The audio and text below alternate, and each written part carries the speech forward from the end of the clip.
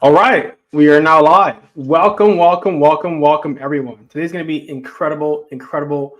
A lot of lives are going to get changed. A lot of people are going to transform their lives because today we're going to be talking about how to transition, how to make the shift from healthcare to a thriving tech career.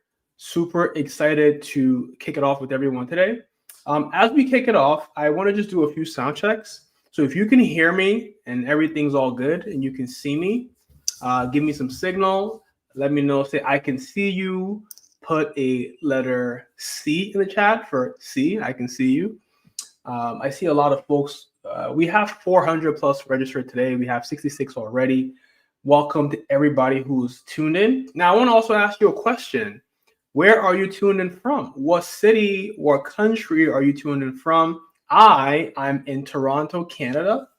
I love it here. Weather's getting a lot better. Just came from church, having a fantastic day. So Camilla says you can't see me, but everyone else seems to be able to hear. Ori says NYC, Houston, Texas. So I'm loving it, loving it. Now we're gonna just test. I think we're live on LinkedIn. We're live on YouTube. We're not live on Instagram today, but we're live on LinkedIn and YouTube. I'm gonna take a second to see if we can go live on Instagram. Actually, we probably won't be able to do that right now. So let's kick it off. So what I'm gonna do next, I'm gonna ask everyone another question, which is, what is your favorite dessert? Let's make it fun. What is your favorite dessert?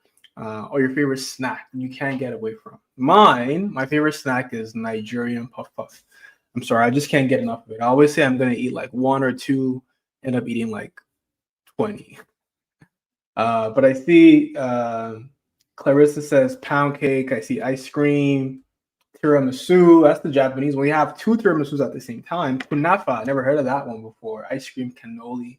Sounds Italian, never heard of that one before either. I'm going to hit up one of our panelists, Evelyn, just to make sure she's good.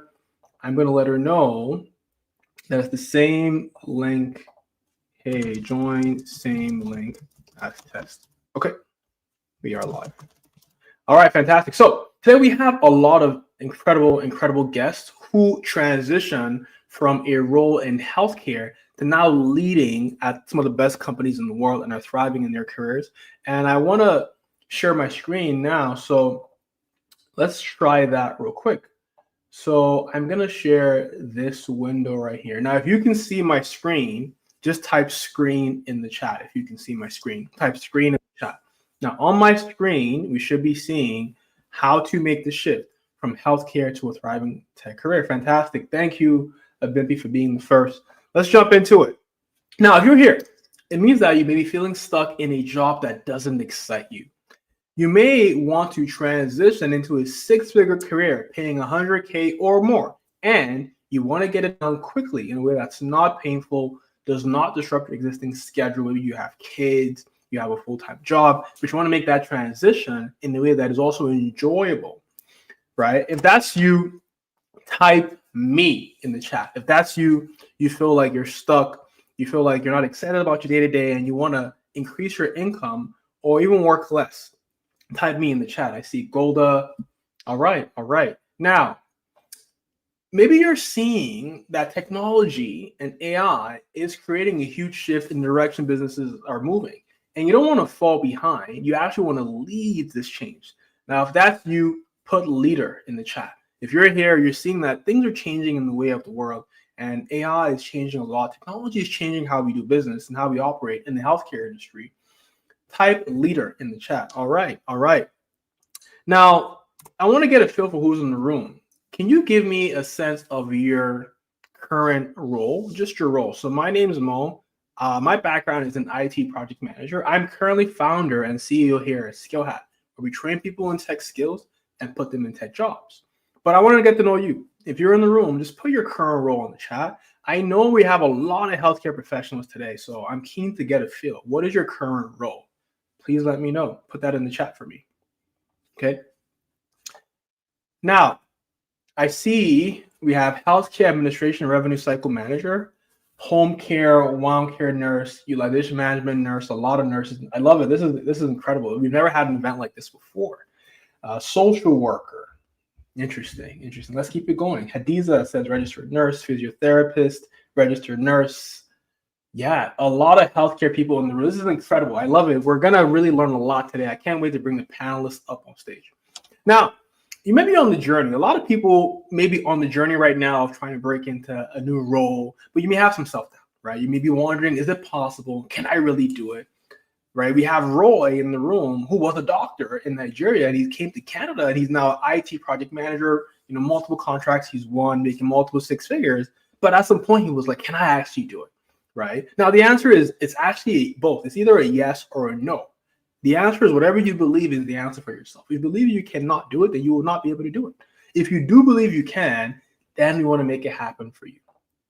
And I can tell you that it's possible to land whatever role you want, really, in life, because we've helped a lot of people land multiple six-figure roles in project management, in AI, software development, in business analysis, in cybersecurity, in multiple IT domains, even when they had no coding background, no coding knowledge, no tech background, right?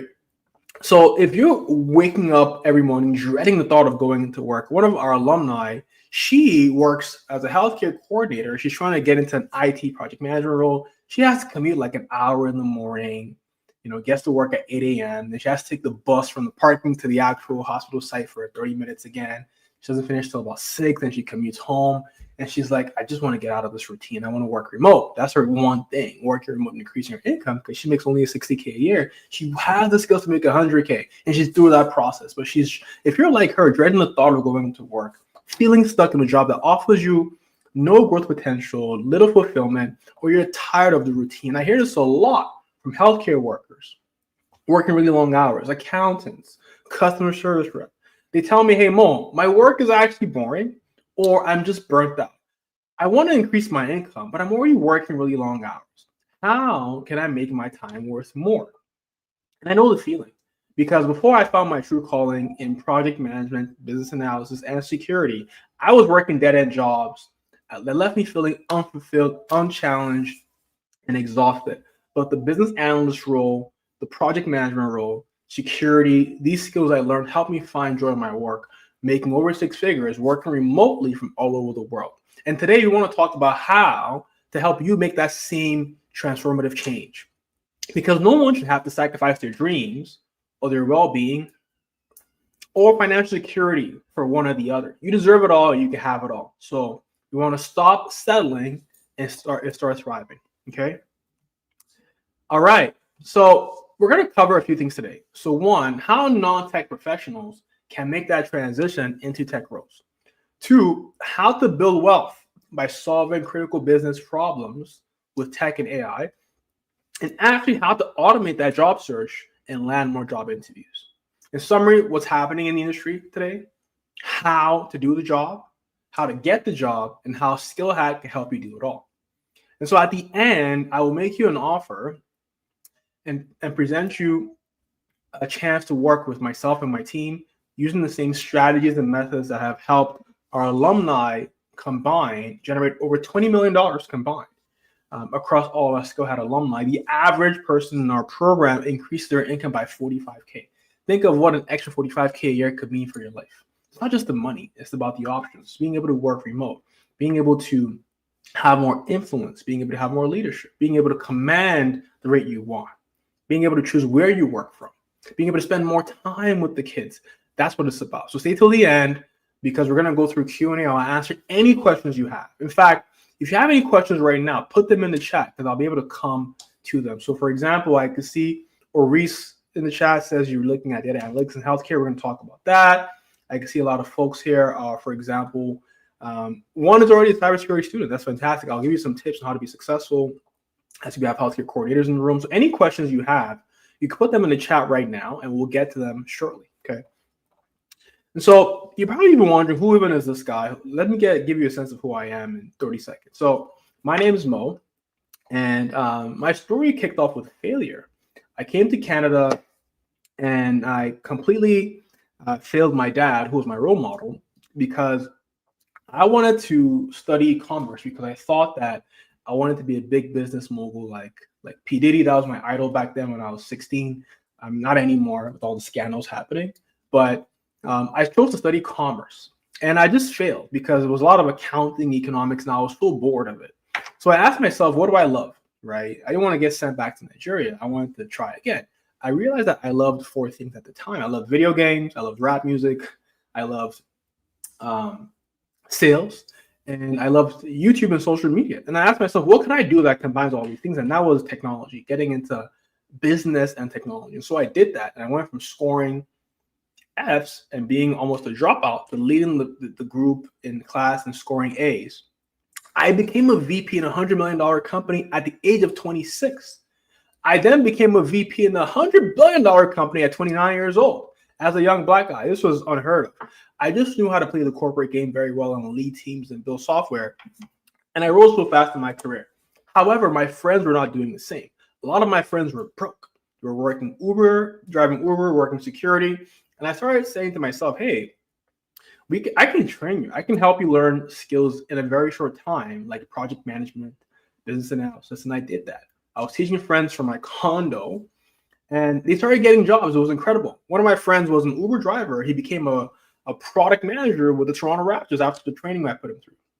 Another lady I met, which you're going to meet today, was in customer service, making $30K a year at the time. After our program, in a short time, she doubled the income. Now she's making $30K a month.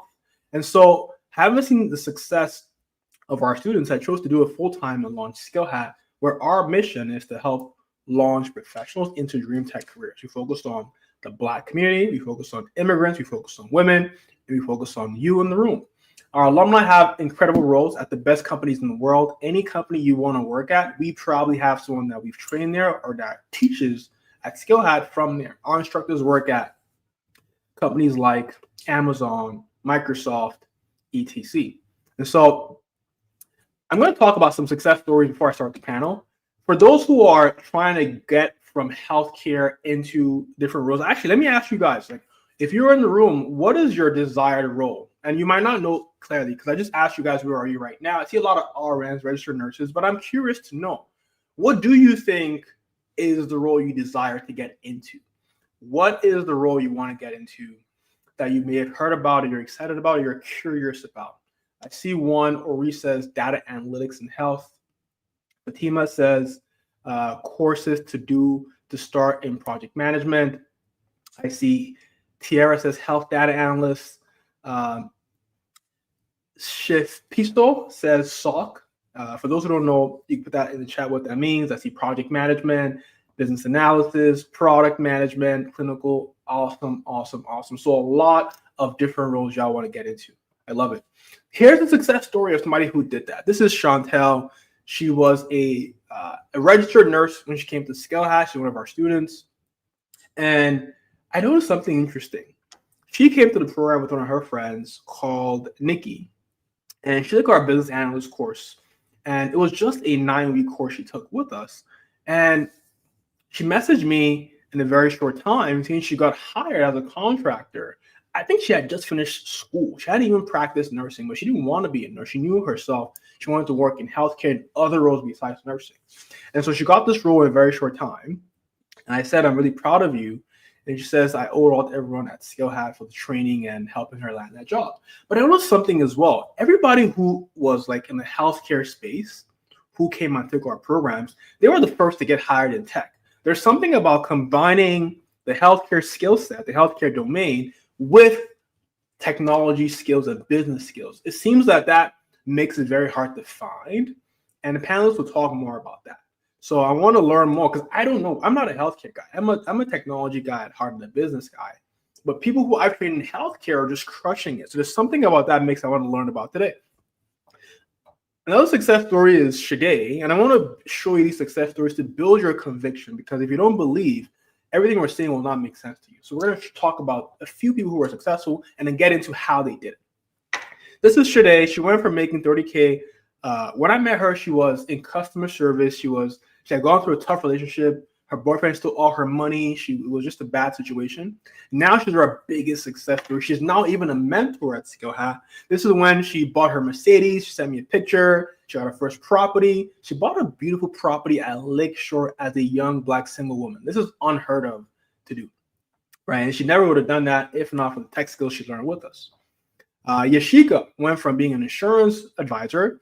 People said that you cannot be a project leader in Canada as an immigrant with a strong accent. She proved them wrong. She did it. She got her first role as a project coordinator with TD and at RBC as a project manager.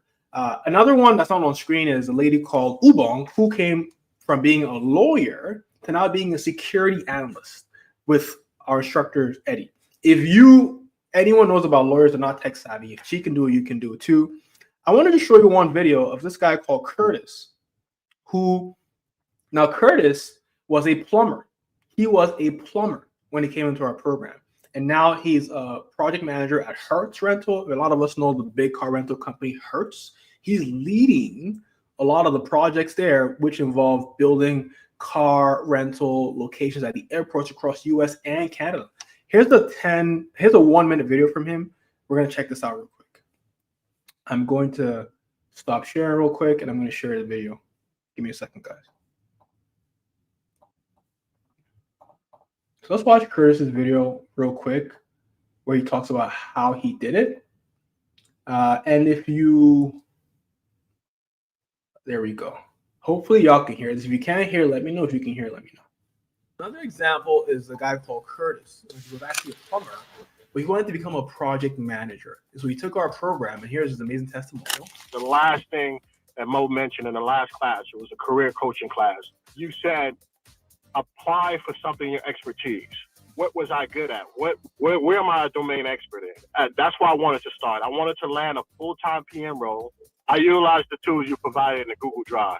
Simple as that. After we completed the course, I went every document, everything you provided to us. Throughout our journey, I utilized the template, and I mimicked that template for my resume. I feel really good where I'm in life right now. I'm in a good headspace. As I mentioned earlier, I have a work-life balance. I'm able to put my kids on the school bus in the morning. I'm able to go walking at the park with my wife before I start work in the morning. I don't sit in traffic anymore. I literally have a home office now. That's what it's about, guys. I don't have to sit in traffic anymore.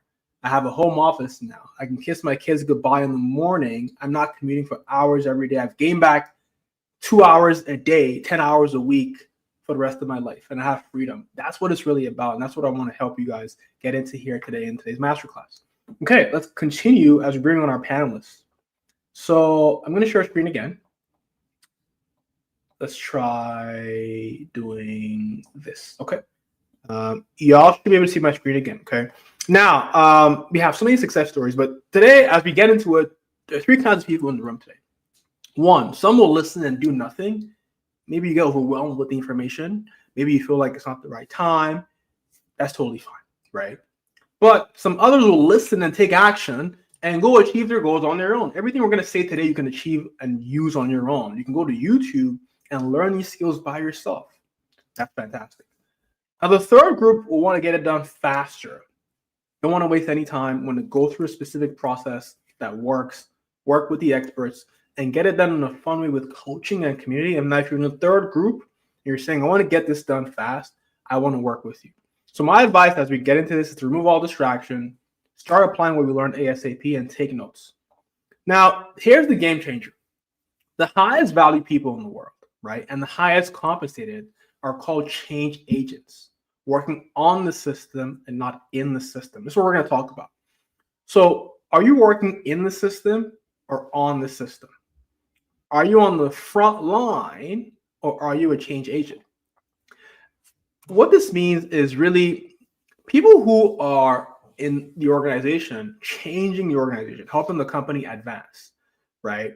Recently, I went to my doctor and my doctor was talking to me. She wasn't taking any notes though. She was having a conversation with me. She wasn't taking any notes, but I looked at her computer and I noticed that she was using an AI note taker where everything I was saying to her, the AI was listening and documenting it, and the AI was diagnosing what I was saying in real time, which was incredible because the data actually shows that technology and AI can, I think the data shows that doctors will diagnose issues correctly about 60% of the time correctly, AI will diagnose it 70% of the time correctly, but the doctor plus the AI will get it right 80% of the time.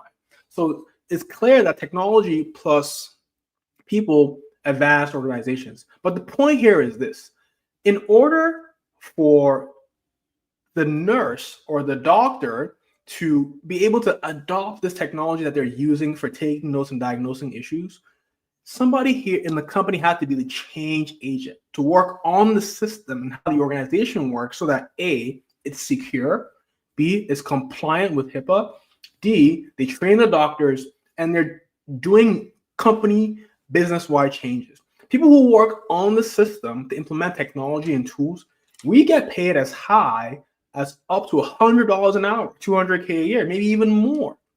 Whereas people who work in the system running day-to-day operations, because the work is not as risky and not changing and advancing business, may get paid a lot less, so we'll have to work more hours to make the same amount.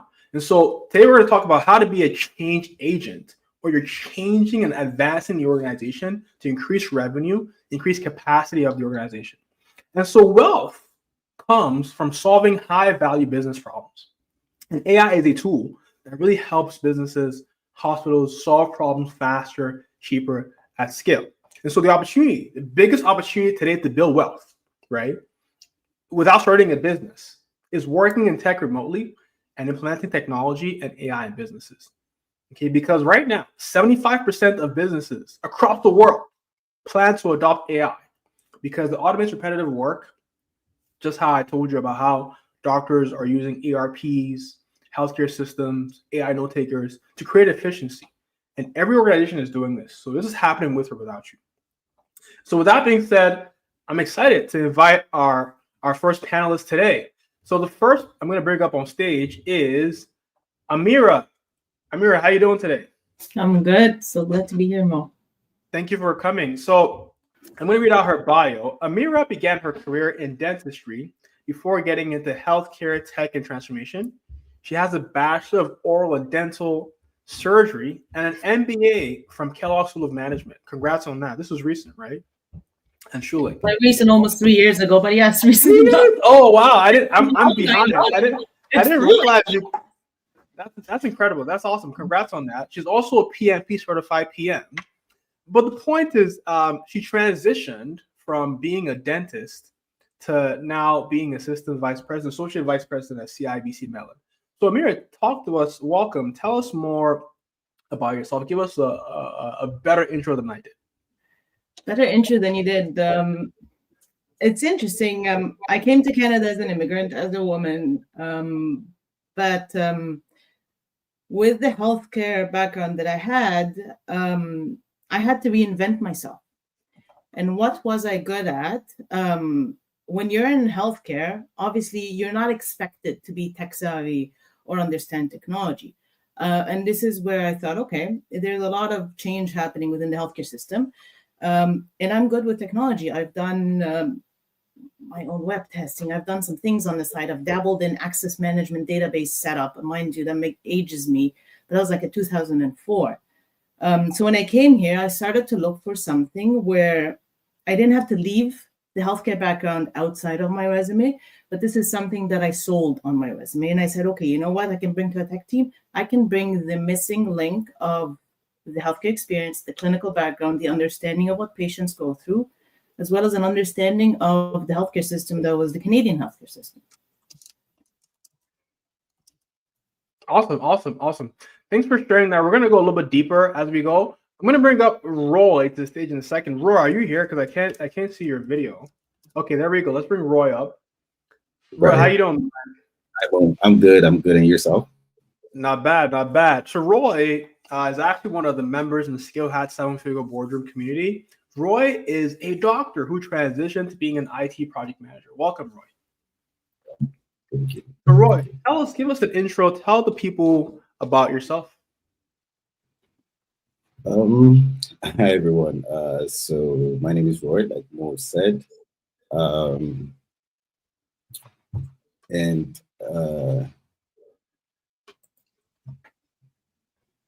Sorry, did I freeze? I feel like my video just froze. Oh, you're good. We can hear you all good. All right. So I'm a medical doctor by training, now a PMP certified project manager. I think the last straw for me was when COVID happened, working 16 long hours and having absolutely no life. And then I decided to take the step, and transition into IT. Now working from home, making six figures, and I'm grateful to God for that. I'm looking forward to sharing my story with you and seeing where I could be of any possible help in that Awesome, journey. awesome. Thank you, Roy. For those who are in the room listening, remember at any point in time, you can put a comment in the chat, and if it makes sense, we'll answer the question. Let's bring on a Bimpy. Bimpy, how are you doing today? I am well. Hi, how are you doing, Mo? Not bad. So Bimpy is a nurse career coach, a resume writer. She's also a director of operations in the clinical space and an IT project manager. Welcome. Could you introduce yourself to the room, please? Hi, everyone. My name is Abimpi. I'm a healthcare project manager. My background is in nursing. I've been a registered nurse for 11 years. However, I've only ever worked bedside nursing for 6 months. My people know me for this.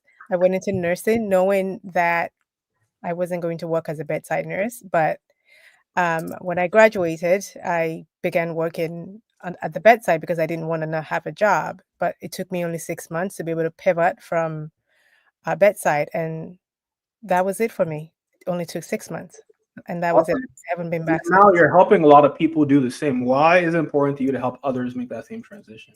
I love what I do, and I love to share that there's a lot of space for nurses other than the bedside. I mean, it's great to help patients at the bedside, but I also see a lot of potential that nurses have beyond the bedside. And I mean, my audience see the passion in what I share, that there's a lot of potential. We can be subject matter experts in the tech space. We have a lot of wisdom, a lot of knowledge that we can share beyond the bedside. So for me, that's one of the reasons that I share and do what I do. Awesome. Thanks for sharing that. And I've worked with pretty much everyone here, so it's great to see you all in this room together. Now my next guest is Evelyn. Evelyn, welcome. How are you? I'm doing well. Thanks for having me, Mo. Awesome. So Evelyn has over a decade of experience in healthcare and government. She's a PMP professional who specializes in leading complex, high-impact IT projects. Her expertise spans across implementing EHR, electronic health records, healthcare transformation, digital transformation, and cybersecurity programs across the entire public sector and the healthcare system. She has done multiple projects with Ontario Health, Ministry of Health, Ministry of Children, Community, and Social Services, and now Ontario MD. She's a great person. She's a friend of mine, and we've known each other for 10 plus years. When she was thinking about getting her PMP, we had a conversation, and she's just grown since then. It's been a joy to watch her growth. Evelyn, welcome. Thank you, Mo. When I was going to start my PMP journey, Mo was the first person I reached out to, and his boost of confidence really helped me to acquire my PMP 2014, 10 years ago. And it's been the most impactful decision that I made and set me on the right path as a digital health consultant at the moment. So yeah, glad to be here, and thank you, Mo. Awesome. So let's jump into it. Let's go to Amira. Amira, my first question for you is, so you were a dentist, you were trained as a dentist back home in Turkey? Egypt, sorry. Okay, awesome. I want to go to Turkey. I've been to Egypt. Both countries are amazing. So, but as a dentist coming into Canada, what specific frustrations or limitations within that space made you consider doing something else? I think the frustration was more of trying to find my footing in a new country. And I was literally weighing my options. Like many who come into the country, we have a finite amount of resources. And at the time I decided, okay, do I take the gamble and pursue my clinical license and practice? Or do I get to a safer path at the time to be able to provide for myself? And that's where I pursued program management roles. And that was really, and then from there on, got some work experience, acquired my PMP, and then my MBA. So it was really that decision that I had to make that was right. Would I do anything differently? I don't think so. I think I made the right decision 15 years on, and I still go back and think, could I have done anything differently? It's like, absolutely not. Awesome. Awesome. Thanks for sharing that. So the frustration was, I guess you didn't want to go through the process. Did you have to get recertified here in Canada? Was that the Yes. challenge? It was a very lengthy, and the chances of success are not as high. And I wasn't willing to take a chance. I wanted to get going with my life. I wanted to be productive. I wanted the stability, the 9 to 5, the being able to sustain myself. Mm. So how did you know that you will go into project management, program management? Like, how did you know that was the next step for you? Like I mentioned, I knew technology. I was tech savvy. I enjoyed it. And I saw a lot of innovation happening even 15, 16 years ago. And then I just decided to look for something in the digital healthcare space. And you know, Mo, that's where you and I met at Heart and Stroke 14, 15 years ago. We were building innovation at the time. We were debating, do we launch mobile apps on BlackBerry, iPhone, or Android? And we said Android is not going to live on, right? That's how far. But it was a very niche, but very exciting environment and opportunity. And I took a chance on myself, and I loved it, right? So what do you love about it? So you've been a dentist. Now you're a leader in the data space and program management. When you compare both, what's the difference? What do you love today? What did you love back then? What do you hate today? What do you hate back then? If you can walk us through, like, mentally. There's never a dull moment with technology, especially in healthcare. There's so many opportunities to solve for. Everybody knows healthcare system is strained. Yes, we can train nurses. Yes, we can train doctors. We can get PSWs. But then what? It takes years. But if you just implement a small change with technology to support these exact same people in the field, you'll notice an improvement immediately. I've worked in various roles where with patients, giving them technology, okay, empowering patients in the healthcare sector that we're dealing with right now, have them become advocates for their conditions. I've worked with government agencies where they're trying to make informed decisions on where to spend the taxpayer dollars to improve healthcare system. How do you use that? Well, you use informed decision-making relying on data. How do you get data? Is through the technical systems, those EMRs, those integrations between the different databases. What I enjoy is the constant challenge of how to use data and technology to solve and see the gains immediately. It's very rewarding to be able to participate in that. And it gives me kind of that constant drive of just keeping back, to go back every day, right? Awesome. Awesome. Thanks for sharing that. Let's go to Bimpi. So you were trained as a nurse, but you only did it for 6 months. What was it about that made you feel like you wanted to get into project management and being a director of clinical operations in a very short time? Okay.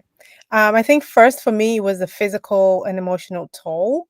I was quick to see that while I was in nursing school. I saw that from afar off, and I knew that it was going to affect the physical demands of my life, the quality of my life. I knew that I would find myself trying to recover my days off. All nurses can pretty much resonate with that. The emotional weight of caring for critically ill patients. I remember my first patient dying. I remember that the next day I was in a daze. I remember walking in the mall and I was a student at the time and not knowing how I got there. And I knew that this wasn't going to be for me. I think the second thing also was the realization that my impact felt limited. I remember when the first time I ever felt pivot to what a project management was, I think I was in the second year of my program, and I noticed two nurses wearing scrubs rode in a cart on wheels, computer on wheels, and I looked at their badge and it said project manager. What they were doing was they were teaching us on the unit how to use that system. And I think that was the first thing that blew my mind. I'm like, these are nurses wearing OR scrubs, and they had project manager like on their badge, and they were nurses.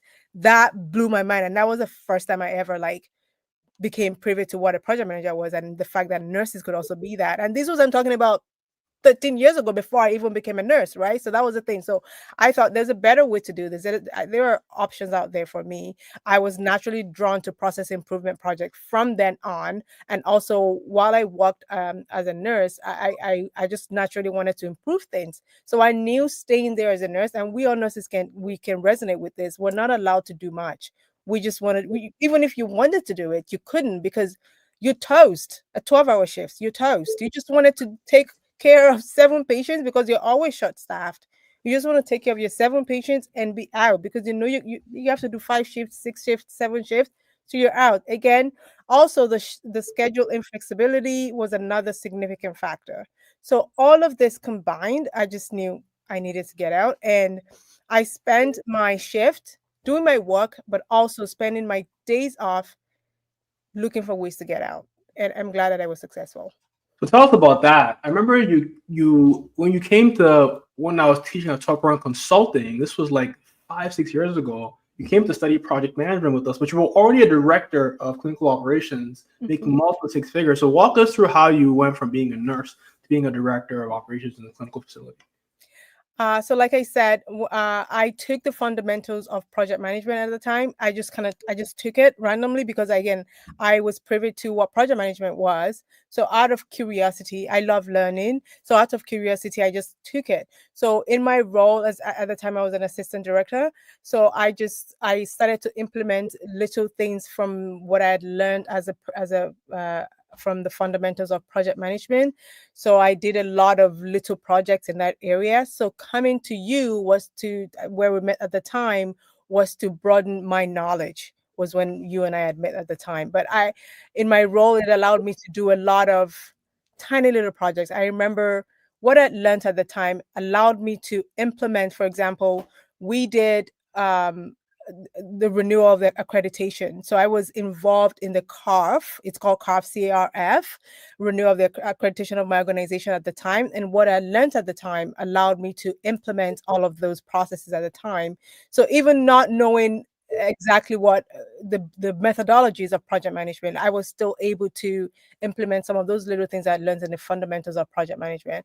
And I just enjoyed it. I would come alive whenever anybody mentioned project management, whenever anything that involved process improvement, anything that involved innovation, not just even project management, anything that involved improving workflows, clinical workflows, I would just come alive. And I just knew that this was where I wanted to be. It was where I belonged. So it was natural for me.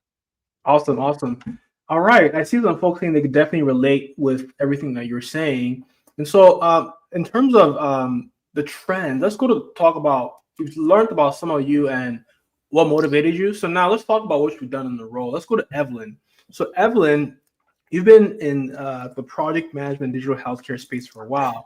I guess 2-part question is, first, can you tell us about some of the most exciting projects that you've been privileged to be a part of and what you did there? And then the second part is, what technologies and healthcare solutions are you most excited for in the future? So we talked about what's happened in the past that you're excited about, that you've delivered.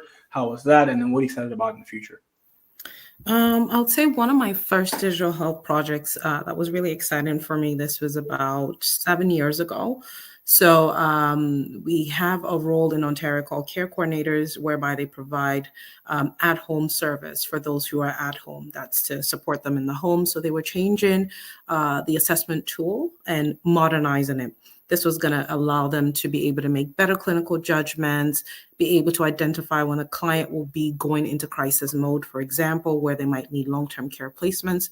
So overall, this was going to be a lot better for their work. And I supported the rollout of that for 250 plus care coordinators. So that was kind of like my first taste in that digital health role. So it was interesting. I was able to support end to end, from developing the team to doing training, ensuring that 250 plus care coordinators are trained and we are not impacting those who are receiving service. Because with healthcare, you can't pull off 250 care coordinators off their job for 3 days. So working with the managers to ensure they're trained effectively. And of course, with healthcare, day one is critical. We don't want our end users, which are our patients, to know that we are transitioning. You want healthcare to be provided just like any other day. So providing that day one go live support. So that was my first feel of what it looks like to roll out a digital health project and see the impact. So that was really, really exciting for me. And I would say one of my exciting projects that I'm working on is the one that I'm working on right now, which is rolling out AI scribes across the province of Ontario. As Mo mentioned, when he visited his doctor, he noticed they weren't taking notes. So AI, it is the buzzword and is very much a very big buzzword in healthcare. Healthcare wants to reduce administrative burnout. We've all had encounters where we see our doctors and they don't make eye contact with us because they're busy, charting and making. And the writing is always so ugly. Well, at least now, thank God, they can type it in their computer screen, but, that impacts patient care and bedside, what we call a bedside manner. So AI Scribe can now enable the clinician to be able to have a bit more of a personal interaction with their clients and reduce administrative burnouts. Can you just describe what the word, so people don't know what scribe means. So maybe describe what AI scribe means so they understand. Basically AI that enables the clinician to be able to scribe their notes. So it's basically recording and scribing for you, right? So it's doing it in an automated way. It can do diagnosis and do it in a format that, it's appropriate. And there's tons of vendors, different ways you can customize different functionalities. So I think that's exciting. And as we mentioned earlier, I think one of the panelists mentioned, or I think it was Mo, healthcare is stretched very thin.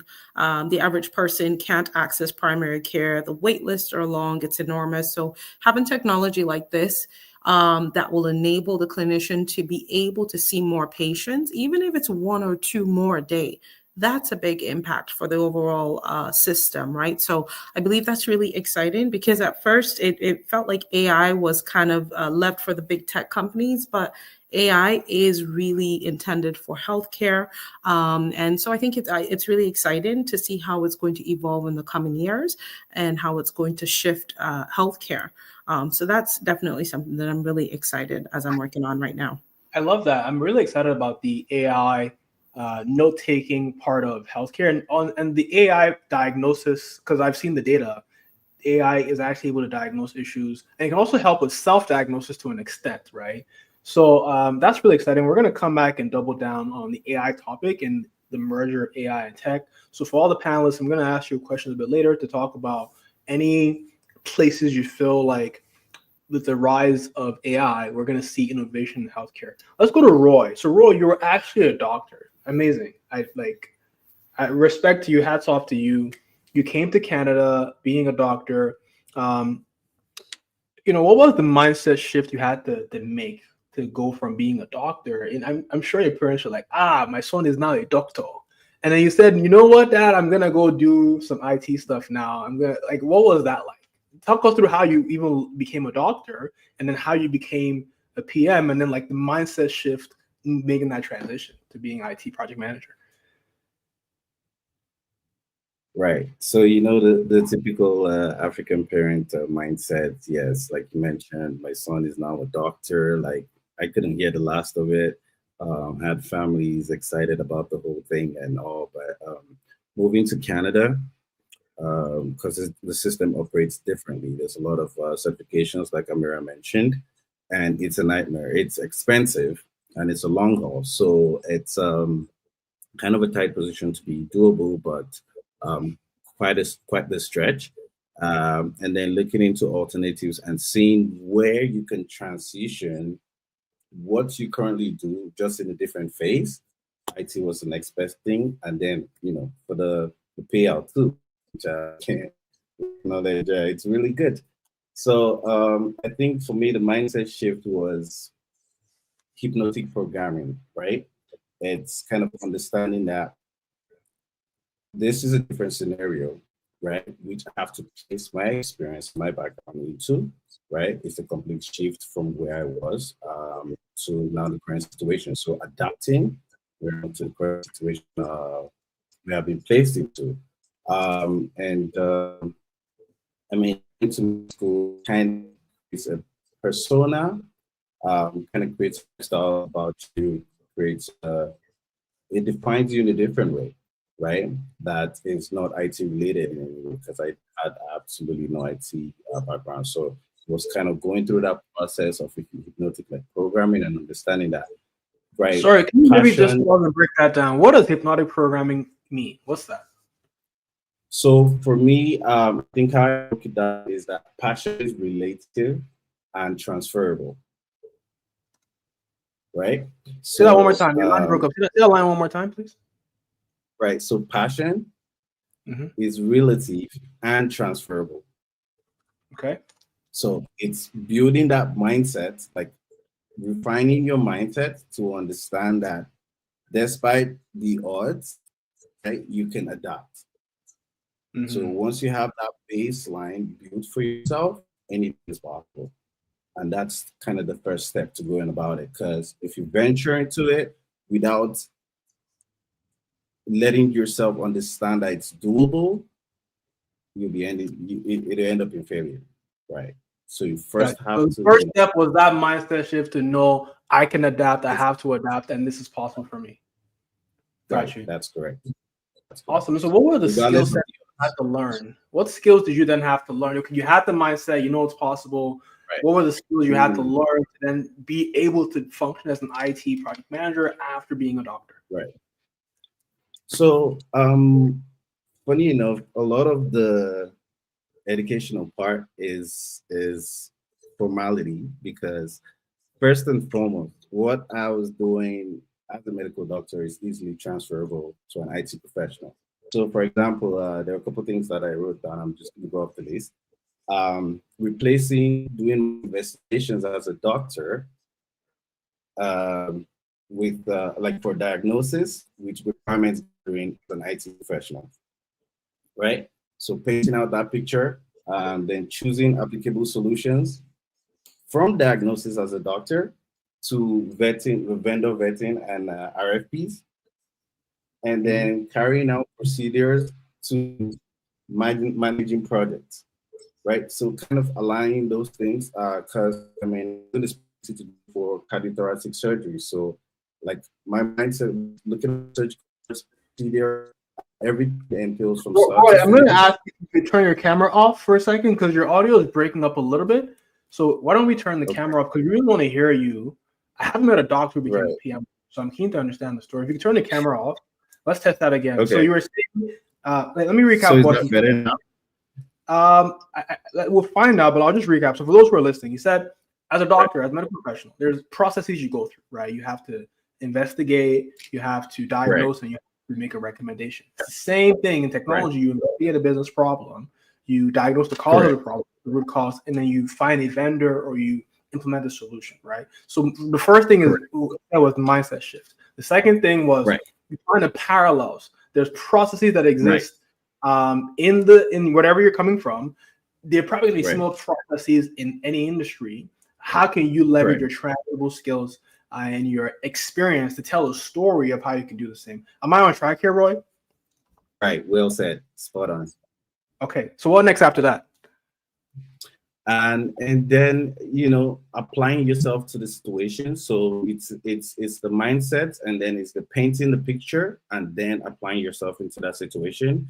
And then with applying yourself into the situation comes the what do I require qualification wise, right? So I went back and some courses at the University of Toronto, and then after a while, I took my PMP, got certified, and since then it's been a victory lap, So let's talk about that. After your ULP program, your mindset shift, how did you actually get your first project management job? Like, how did you tell the story to say, I've been a doctor, but I can do the job? How did you convince the employers to take a bet on you? Right. So, like I previously mentioned, is like painting that picture of applying yourself in the situation. So, for example, taking a job role that asks you how detail oriented are you, right? And then I apply my experiences as a medical doctor who needs to pay attention to every single detail, right? And then put that together to be able to come up with a diagnosis and then their plans for procedure into that role. So now it could be scenario questions where you get to answer and paint that picture of what your previous experience would add to that current role. It's It's a lot of storytelling. What I'm hearing, it's a lot of storytelling. Right. It's a lot of taking what has and putting it into the current picture frame. Got you. Yeah, and I know people struggle with that. Like anyone can go to U of T and take a course, come to Steelhead and take a course. It takes a lot to be able to build that mindset, tell the story to convince the employer. The average cost of a 2-week sprint. So in tech, we build software in 2 weeks and we launch it every 2 weeks, so to speak. The average cost of that is $40,000. If I'm going to hire you in my team, I'm hiring you to manage a team that I pay $40,000 every 2 weeks, $80K a month. If I'm hiring you to do that, you better make sure you're delivering more than $40K of value every 2 weeks. So in order to get a doctor or a dentist to lead a team, the employer has to really believe in you. And so there's a lot of work that comes from confidence building, storytelling, even interning, right? So thanks for sharing that, Roy. You can turn your camera back on while we go to Bimpy. So Bimpy, let's come back to you and talk about, for those who are in the room, I see a lot of folks in the room are pharmacists, nutritionists, nurses. They want to get into roles like healthcare informatics, healthcare coordination, security. What do you think their competitive edge is, right? What do you think are the transferable skills they have from their background in health that makes them the best fit for tech roles, health tech roles? Maybe are you here with us? Okay, I think you're moving now. You can unmute. Okay, a lot. You have a lot of transferable skills. Unfortunately, nurses especially, we don't know, we don't realize that we have a lot of transferable skills. Nursing school has kind of programmed us to think the major skill or the only skill we have is critical thinking. Nurses, if you're in the room and you think you know that critical thinking is all they hammer on in us, please put a C in the chat if you think like, yeah, critical thinking, I have it. Please let me know you can hear me and just put a C in the chat. If you know you have critical thinking skill, put a C in the chat, please. I want to know that you can hear me. Awesome. Critical thinking is most of the skills that they put in us, like critical thinking, we have it. Unfortunately, you do have critical thinking, but you have more than critical thinking. In nursing, we do risk management, literally all of everything we do in healthcare. If you're in healthcare, and Amira and Roy and Evelyn, we all can attest to this. If you're in healthcare, everything you're doing is literally managing risk. The risk of your patient not dying, the risk of your patient not deteriorating, the risk of your patient, like, okay, that's maybe high level, maybe the risk of your patient not falling, the risk of your patient not getting the wrong medication, the risk of your patient not getting skin and wound disease. So at every point, you are doing risk management. From the moment you get to work and you're taking on your patient, you're getting 7 patients. From the moment you literally are looking through your patient charts, that's risk management, making sure that you're not taking on the wrong patient, making sure that you're not assessing the wrong patient. That is risk management. And then the moment you're actually treating that patient, that is you doing risk mitigation strategies.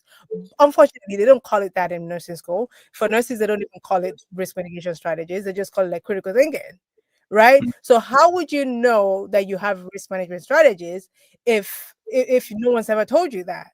But on your resume, you probably don't even have risk management strategy or risk management on your resume, right? So that's even one transferable skill that I've just put there that project managers use. Cybersecurity is highly desirable.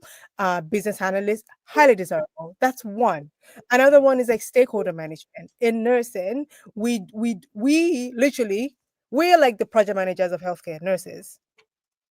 Like, if you believe you're the stakeholder manager of healthcare nurses, I'm sorry, like put S in the chat, because we are the backbone of healthcare. We are the ones that make sure that doctors, they know when to come and look at the patients. We are the ones that tell labs that it's time to come and collect blood. We do everything. I'm not literally negating the rest of the stakeholders, but everybody else, like labs, nutritionists, everybody, we nurses are the ones that make sure that everyone's literally coordinated. But we don't call them stakeholders. We call them multidisciplinary team. We call them interdisciplinary team. But when you remove hospital from that, those are your stakeholders.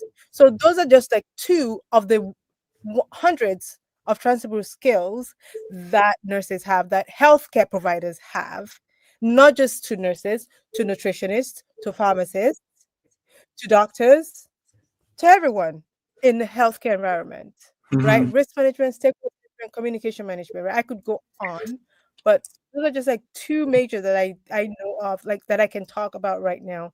Like if we were to talk more about it, we could go on and on about it, right? So Awesome. So just to recap, the transferable skills for healthcare professionals like nurses into tech roles like security, project management, business analysts, data analysts are skills like risk management, risk identification, risk mitigation, stakeholder management, communication, even data analysis. I was talking to you about it recently. A lot of nurses, you guys have to do a lot of data analytics. Talk about that as well. What are some of the data skills nurses have that are required in the tech space? Right. So I talk about this with a lot of people that consult me, and I say to them, I said, if I were to ask you right now, nurses, do you guys have data analysis skills? Most people just look at me like I have two heads. And what do you mean data analysis? I said, just looking at when you meet a patient for the first time, one of the first things you have to do is your assessment, and you do that by maybe taking the first thing. The basics is taking their vital signs. When you take their vital signs, when the numbers come up, the first thing you do, and you do this just by closing your eyes, even when you can do this, and you look at the numbers. Just from looking at the numbers, you can literally tell me if your patient is going to code right now. You can tell me if this patient is going to deteriorate right now. You do that off of your head, but what you don't know is that you're analyzing data. You look at the numbers, temperature, blood pressure, oxygen. You put all those numbers together and you can tell what's going to happen to your patient. You can tell if you can safely move on to another patient, right? That is data analysis, right? And then another thing is that when you look at your patient's lab work, you can tell if it's safe to move on, or if you just call the doctor right now and say, okay, this patient right now, you look at the potassium, you look at their sodium level, you can tell if this patient can eat banana safely in their nutrition. You can tell if you have to call the kitchen and say, please do not put banana on that patient's tray. You have data analysis skills. And when you were in nursing school and when you were in pharmacy school, you did do research. You did do statistics. It is for a reason. Unfortunately, when you graduated, you probably just didn't use it further. But they taught you that because they wanted you to have data analysis skills. So you do have it, and these skills are transferable. Let's talk about that. So nurses make a lot of money, and they always say to themselves, I'm already making a good amount of money, right? A lot of nurses make well over 6 figures. But I know the problem that they have is sometimes the work is repetitive and monotonous, and they want something different, and they want to be able to work remote. So the question is the juice worth the squeeze? Is it worth it leaving, or not just necessarily leaving, but incrementally going through another piece of training to get into health tech, for example? Can any one of the panelists share, maybe give me some numbers that might excite them to say, what makes it worth it for anyone to consider tech while already being already versed in the healthcare space? And this is open to any panelist who wants to share or respond to this one. What are some of the numbers you can share as far as income, as far as salaries, and as far as other perks in the business and tech space that make it worth it for a healthcare professional to get involved in that side of things? I think Amira wants to go ahead. I can answer that question. That is it. I can okay. For me personally, being able to go to my kids' practices, being able to go on mat leave, that stability of the 9-to-5 job, the hours, obviously, it allows me the flexibility to work from home, like you said, Mo. but I find personally it's less draining, less stressful. I think Bimpy mentioned my first patient dying. Thank God I haven't had to deal with that. It's less taxing, right? I don't think as a nurse you can catch up on work at the end of the day from your computer in your pajamas. These are luxuries that I've come to appreciate in the current lifestyle that I have right now. I love that. So she focused on a lot of the soft side of things in terms, or not soft, but lifestyle side of things, right? Being able to work in your PJs, being able to work from home, being able to have less stress. Let's talk about some of the numbers. So from what I've seen in tech, there's a lot of health tech roles. Can anyone give us a sense of, like, say you're a really experienced tech professional as a healthcare project manager or a data analyst, what can somebody expect to make when they're really earning top dollar? Who can maybe share what that looks like from their experience? I have one number that I shared recently. I was working with consultants who were making $350,000 per hour remotely, and they were charging up to 50 hours a week. Sorry, $350,000 per hour, or $350 an hour? $350 remotely, because they were US clients. And the project was so labor intensive, they were easily able to charge 50 hours a week. But that's the top. This was just a project management expertise. It wasn't even a person with a clinical background. Imagine how much more value such a person with a clinical background would bring to such a conversation, right? So $350. If you're in the room per hour, Mo, not per year. Yeah, of course. Which is 700. Just for those who don't know, $700,000. I don't even know how to do the math like that. A year, right? Because it's 2,000 working hours in the year. So if you're interested in making $350 USD per year, put me in the chat. Right now, of course, on day one, it doesn't start like that. No. On day one, typically you may expect to make anywhere between 75 to 120K a year, typically in your first role in tech, and only goes up from there. So I'm going to stick with the mirror to answer. For those who are looking to become healthcare project managers, data analysts, business analysts, security analysts, what are some of the foundational knowledge and foundational tools you recommend they focus on first? PMP, to start, it gives you credibility. It gives you that check mark for recruiters or people to reach out to you. They have to go through a validation checklist. Change management. If you can do it or pull it off and it's something that you're willing to pursue, maybe an MBA as you progress into leadership roles. But the basics for me personally, when I was trying to think, is like, how do I get into those rooms to have the conversations? The PMP was something that I had seen, or the CAPM, Certified Associate Project Management. That's the start that I would definitely recommend. Awesome. Thank you. Evelyn, Roy, any other one want to share some of the foundational skills that nurses should add on to being able to break into tech roles? I think for nurses, especially if you've been working in a hospital or a healthcare setting where you've leveraged electronic medical records, so product owner, I think when you're versed in using a particular tool, you can then become a product owner because you understand the product, you understand what it means to be the end users, you know what the client needs. So I think product owner is also another pathway, especially if you're really savvy, understand the product, know how to use it. Almost any nurse, any healthcare worker has had access to an electronic medical record for charting purposes, for appointments, and et cetera, et cetera. Product owner is also another pathway, which I think it's also quite easy. Okay, awesome. Now I'm about to go into a segment where I'm going to share with everyone in the room the pathway that we follow at SkillHat that has helped professionals like Evelyn, like Roy, like Bimpy, even like Amira be able to break into high-paying roles in tech and then thrive in those roles. But before I get into that, just to finish up with the panelists, I want to ask you guys, AI is the biggest buzzword right now. It's like AI and cybersecurity are two biggest buzzwords because they're going hand in hand. AI is making us have a lot more abilities, but then we're becoming more vulnerable with security. And so there's a lot of security projects as well. But from your perspective, what do you think is the impact or will be the future impact of AI in the healthcare space? What should we be excited about? And then maybe what should we be afraid about? Anyone can go here.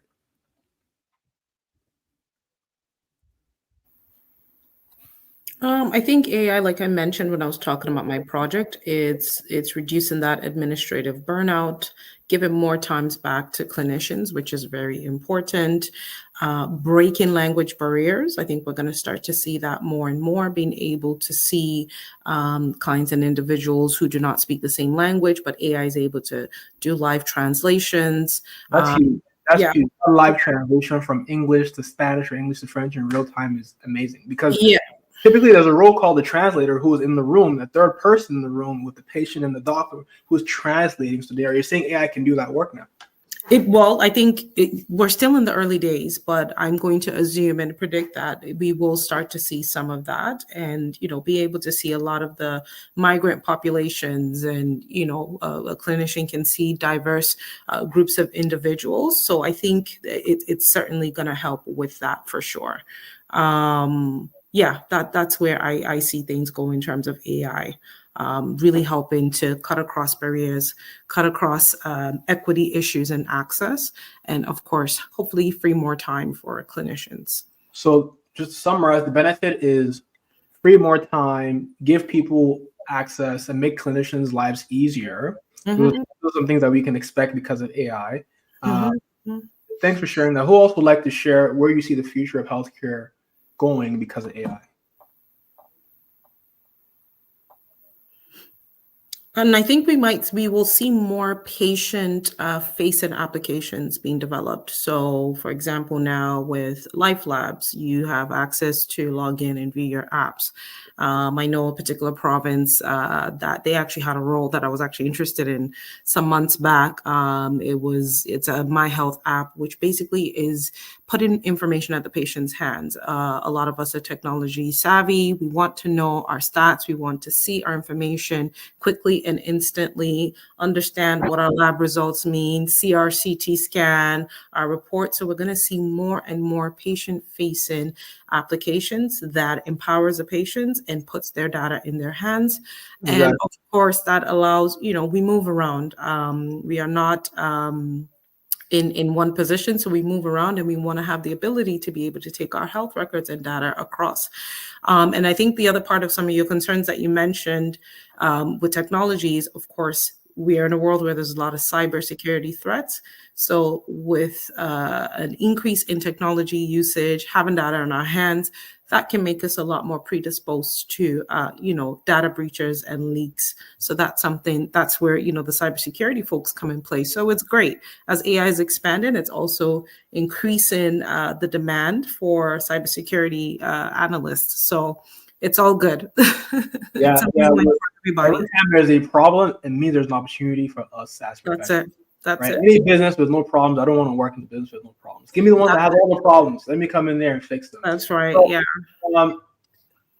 At this point, we're about an hour in. This is a great time to get folks to have clarity on the next steps to actually execute to become these professionals that are rising, making $80, $100, $350 an hour. Let's talk about how to actually get there. So thank you, panelists. I'd love for you to stay on if you have time, because I'm going to share the process in only about, I'm going to say 10 minutes, but I'm sure there's more questions for you in the chat. So if you do have some time, you can stay in the background. I'll come back to you in 10 minutes. If you do have to run, that's totally fine as well. But for those in the chat, if you've got value from the panelists so far, and you're excited to keep connecting with them and you've learned something today, if you got value, put a letter V in the chat for me to let me know you got value from their stories and from their time being here today with us. Put a V in the chat for me if you got value from the panelists.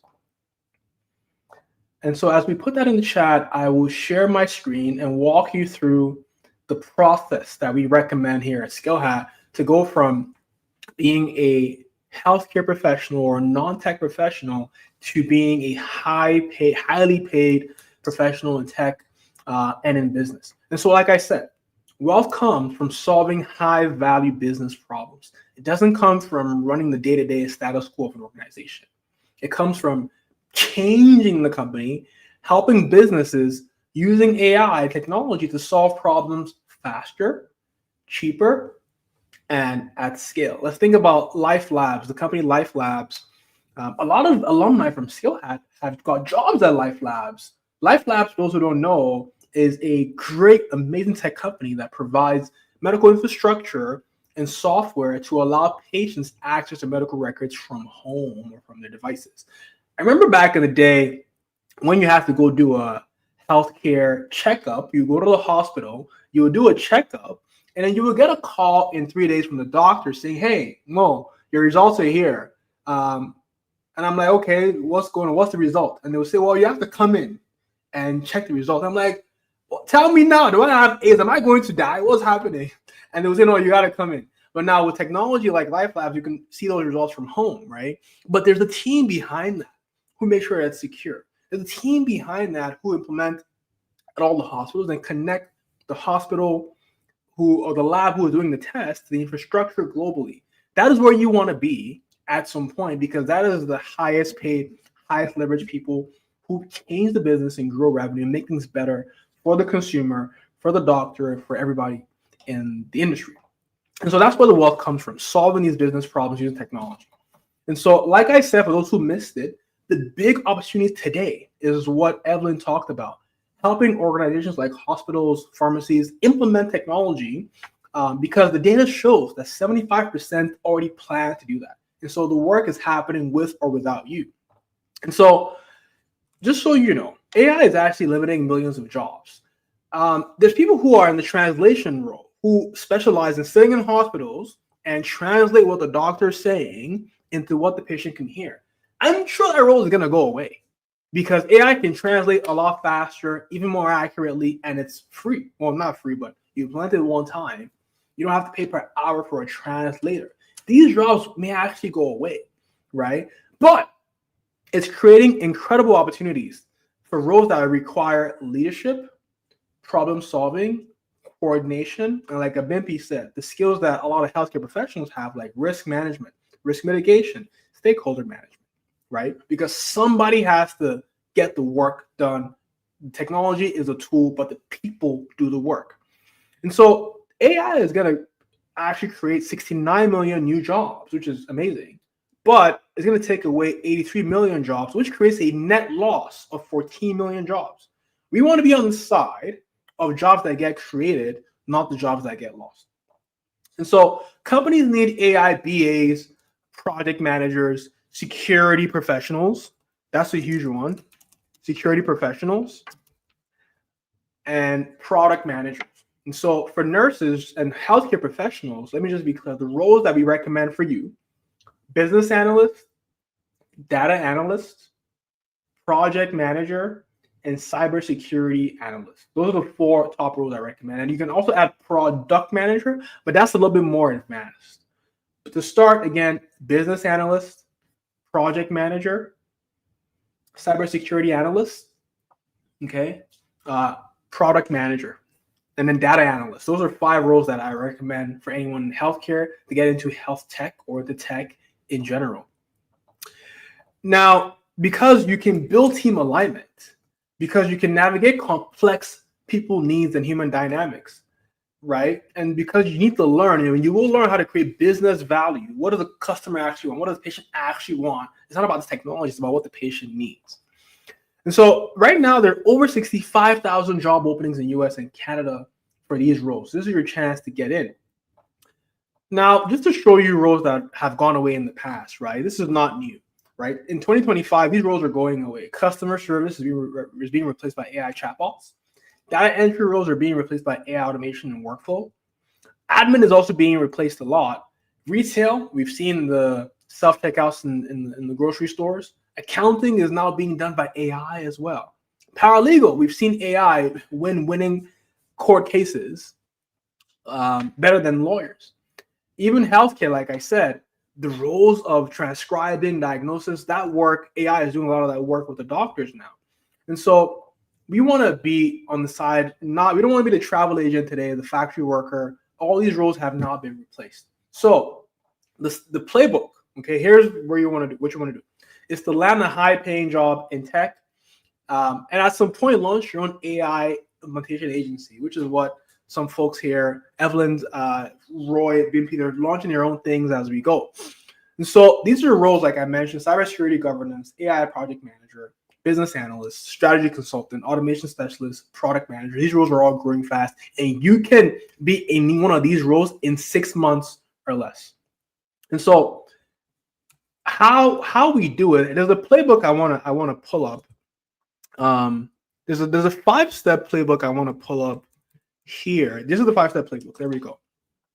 So this is the 5-step playbook. Before I talk about how we help you get there, this is the 5-step playbook I want you to be aware of. Number 1 is what Roy said.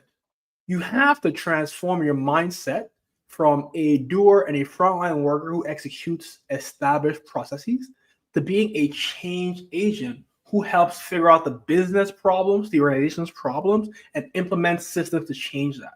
That's the first mindset. And there's training on that whole mindset shift that I can't get into today, but that's the first step. Then once you've done that, you have to get the skills in cybersecurity, whatever you choose, right? You choose the skills that you want. You choose the role you want. So you have to get the skills in cybersecurity or business analysis or project management or product or data. Then you go get the skills, the second step. Then you want to learn just how businesses are using technology and AI today. And then you want to build a portfolio of work. So you want to be able to have experience through an internship or even just implement technology where you work today. You could be a nurse or a pharmacist. What are some ways you can implement and improve the business process today? Doing that at your job today will make it so much easier to tell a story in a job interview for a 6-figure role you're applying for. And then the 5th thing is you actually want to use AI to automate your job search. So we have hacks that we use. We have tools at SkillHat where you're sleeping in bed or you're working at your job and the AI is applying to jobs for you. So all you do is just show up to interviews. You just get phone calls saying, hey, is this Amir? We got your application. The AI is doing the application for you and you just go to interviews. So this is the 5-step framework to become that change agent in our frontline work. You take a photo of this if you'd like. However, we're going to share all the slides with you. Right now, again, you don't need to learn how to code to get into these roles. You don't need years of experience. You just need a computer and 5 hours per week to invest in yourself. So here's how we help you get hired and go through that playbook at SkillHat. So we will teach you all the skills to land a role as a cybersecurity analyst, an IT business analyst, a UX designer, project manager, scrum master, project coordinator, or product manager. How? Well, we go through the steps together. So we have boot camps where we teach you the skills. This one says BA, but all the roles, all the 6-figure roles. Right, so the first step is we go through the training. We have training boot camps, which are about 2 to 4 months long, about 5 to 7 hours a week of intense training. After your training, we put you in an internship or an apprenticeship or an accelerator where you actually will implement what you've learned so that you have work experience and a portfolio.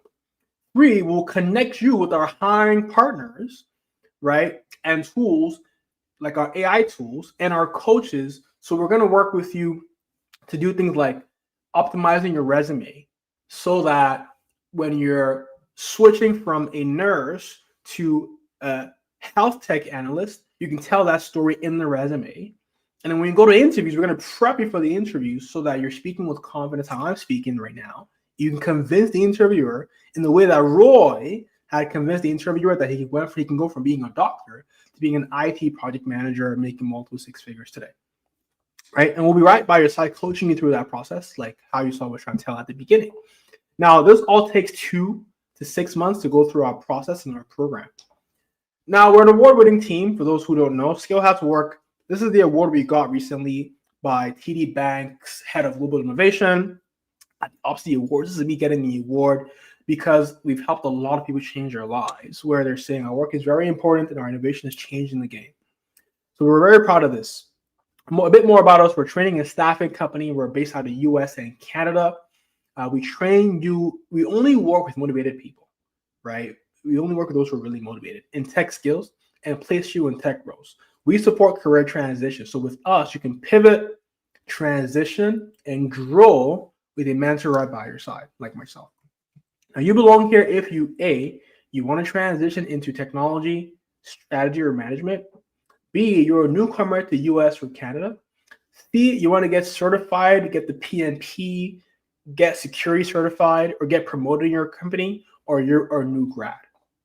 Okay, we've trained over 1,000 people, and the average alumni in our program increased their income by 45K. I love looking at photos like this. This is a guy called Lola who took our program. He was a sound engineer when he came in. Now he's a six-figure BA working at one of the top payments companies in the world. This is already, this is like, these faces are like from like 4 years ago. They're all crushing it now. It's exciting to see. And like I said at the beginning, we have an incredible network. You get to access folks like Amira, Evelyn, who are crushing it in their roles. All alumni work at the best companies in the world. And so that network is always huge. If you have an interview, I mean, there's stories of last week, a lady called Precious, she got a really good job. When she was about to interview, the coach who was coaching her at Skill had said, "Hey, who are you interviewing with?" She said, "Intact Insurance." The coach asked her, "Who's your interviewer?" She said the guy's name, said, "Perfect, I know the guy." The coach connected Precious with the interviewer through a back channel. They had coffee, and the interviewer told Precious what to expect in the interview. And when she got in the interview and the panel with everyone, she knew exactly what to say. And she had already got the juice from a one-on-one call with the interviewer before the formal interview. And that's exactly what it's about, being able to hack your way in and not stand in line, but cut through the process to get success faster. Right? So we have a number of programs in cybersecurity, project management, business analysis, product management. Now, here are the 4 gaps you have to fill to land a high-paying job. Like I said, everything we're saying today, you can implement by yourself through YouTube and networking. So this is the 4 gaps you have to fill to land a high-paying tech job. This says PM or Scrum is any kind of tech job. First is learn the skills, obviously, right? So learn the skills, the technology skills, the AI skills. Now, a lot of you already have the soft skills. Like, that's your superpower already. Like Bimpy said, a lot of you already have the persuasion skills, risk management skills. You now want to become certified and learn the tools. So for example, if you're getting into project management, you have to learn tools like Jira, like Smartsheet, like Confluence. If you're getting into cybersecurity, you have to learn tools like Zen, like Archer. If you're getting into business analysis, you have to learn tools like Visio, Balsamic. So you have to learn those tools. I know a guy, my mentor, he was at McKinsey. He was really, really smart. He's still really, really smart. He's my mentor. But he was working at McKinsey as a consultant. Dream job. However, he got fired in a very short time. Not because he wasn't smart, but because he was just too slow to deliver. It was a very fast-paced environment. But when you work at these top companies, the speed at which they expect delivery is really high. And so you have to master the tools before you get the job, right? I'm seeing some great questions in the chat. I will break all these questions down at the end. So I'm going to pitch you on how to break in. And at the end, I'll answer all questions. I'll bring back the panelists who are still around, okay? The second thing you want to do is get the cross-functional hands-on experience. Let me give you an instance. Let me explain this first. You have to do the work before the job. No one will give you a like I said, the average cost of a 2-week sprint where they're building software in health tech is $40,000 for 2 weeks of work. No one's going to give you that role until you kind of prove yourself a little bit or you tell a strong story. And so you have to get the experience in some capacity through volunteering or through interning or through our accelerator in some way beyond the skills. Because here's a question for you, okay? Pay attention here. If you had a leaky toilet, it was leaking, was nasty in your home, and you had 2 plumbers who could fix that toilet for you. Now, plumber A went to the Harvard of plumbing for a year. He learned about plumbing, and he watched 100 YouTube videos, but he's never actually fixed a toilet for a real customer. Now, on the other hand, plumber B did not go to school for plumbing, but he was an apprentice. He did an internship under a master plumber. And in that time, he fixed 5 toilets on your street. Who would you go with? Plumber A or plumber B? Put it in the chat. A or B, who would you go with? If you had plumber A, you went to school for plumbing, but never fixed a toilet before. He has certificates still, but never fixed a toilet before. Now, plumber B actually never went to school, but he was an apprentice for 3 months. And in that time, he fixed 5 toilets on your street. Who would you go with, A or B? I'm seeing a lot of folks in the chat are saying B. Now, why are we saying B? The answer is pretty obvious. He had the hands-on experience. That's the same thing. You want to be, in real life, you need to show the employer that you're a plumber B. You want to say, I've already done this where I work, or I've interned. And that's what it's really about, showing that experience. Then the third step is marketability, being marketable. This means having an incredible resume that when anyone sees the resume, they're like, oh, who's this guy? I can't wait to talk to you. And when they talk to you, they call you on the phone. They say, hey, when can you come in? You sound so good. And when you come in and you interview, as you're driving home, they call you and say, hey, turn back. Just turn back now. I want to give you the offer because you're the best. That whole story has happened numerous times at SkillHat, where we had one of our alumni, Shade, interview. In the interview, the case they gave her was the exact same case we had done in class. And so as she was driving home, they called her and say, hey, can you just turn back? We're just going to give you the offer right now. That is what you want for yourself, where you're so marketable and you become a magnet for opportunities through your LinkedIn profile, for example. How do you pivot that LinkedIn profile to change your story to where you want to go? We're going to help you with all that. And the fourth step is your network. Your network is your net worth. You want to have a network of peers, people who are in the role you want to get into. You want to have a network of mentors who could even hire you, like they're hiring managers, so you can understand how does the hiring manager think? What are the problems that they have? What's keeping them up at night? How can I solve their problems? Right? So once again, the 4 steps to land a high-paying tech job. Again, this says PM and Scrum. This is any high-paying tech job. Number 1, learn the skills. Number 2, get the hands-on experience. Number 3, improve your marketability. And number 4, the building network. And that is exactly how we help you do that at SkillHat. First, we have a process where you take the boot camp with us, a 9 to 12-week boot camp in any role you want. So once again, boot camps are different. You could do a cybersecurity boot camp, a business analyst boot camp, a product management boot camp, a project management boot camp. We have quite a few, right? Learn the cutting edge skills, get certified, learn the tools. And then we have 2 options here. You can do an internship where we place you in a tech company as an intern, part-time, remote, for about 2 months to really see if you like the role, build systems for them, solve their problems. These are 2 to 3 month internships. Or you could work in our accelerator where you build software and launch your own software, right? That is what solves the hands-on experience problem.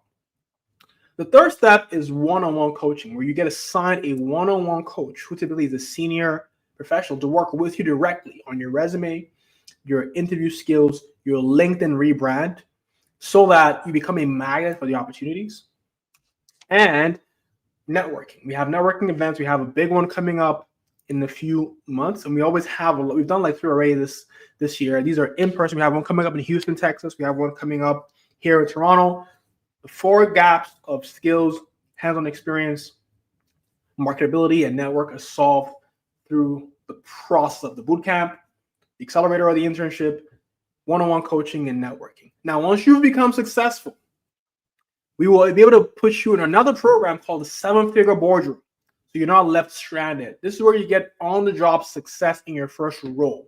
Roy is actually in that program right now, in the 7-Figure Boardroom, where we meet every Saturday. You have to make 100K a year to be in that program, but everyone there's making 100K, and we all meet once. We meet 4 times a month, and we learn consistently, and you get coaching to solve problems on your job. This is our process. Where you are right now, you may be unhappy, burnt out, and you're saying, I want to get into a remote role. I want to get into tech space. I want to get into management, making 6 figures. First step is the bootcamp. Second is the internship or the accelerator. And third is one-on-one coaching to land that role. Now, our programs are for those who are motivated. Typically, you have to be in North America, but you can be anywhere else in the world, actually. But a lot of our alumni are in North America or Europe. you typically have to have a high school degree, which is a lot of you here are way beyond that, and you have to be able to invest the time. Now, who is this not for? It's not for those who want a get-rich-quick thing, because you have to do the work. It's not for those who, people call me and say, hey, Mo, I just want a job. Can you just get me a job, do the work for me, and I'll give you half my salary? We don't do that. There's people who do that. That's not us. We don't give you fish. We teach you how to fish, so that you can also come back here in a year and say, yeah, I was in a webinar. I listed Amira and Mimpy and Evelyn, and now I'm a six-figure earner myself, and I'm crushing it in my role, right? So now ask yourself, how would you feel if the next 2 years are like the last 2 years? Put that in the chat for me. I'm curious. How would you feel if the next 2 years for you are like the last 2 years? If the same thing continues, would you be okay, excited, unhappy, disappointed? How would you feel if the next 2 years of your life are like the last 2 years? And the second thing is, if you don't feel like you want the next 2 years to be like the last 2 years, ask yourself, if I continue taking the steps I've been taking in the last 3 months, will things change for the better, or stay the same, or become worse, right? If you're frustrated right now, if you keep doing the same things you've been doing, are they going to stay the same, become better, or become worse, right? So then the final question is, if you think you need to make a change and you believe that you need help to get to a better future, I would love to be a part of that story. And so book a call with me and my team right now, or just go to skillhat.ca and enroll in our programs. To get a feel for our pricing is between $3,000 and $5,000 for the whole program, which is incredible value. Like, this is the craziest way to turn 5K to 500K, because we've seen it. People invest 5K in our programs. Year one, they get a job paying 100K a year. Year two, they're at 150K. And by year four, they made 400K or more by making a 5K investment. You cannot trade that anywhere else. Like, I can't guarantee you could put 5K in stock to get 500K in 5 years. Like, I don't know if you're going to do that, right?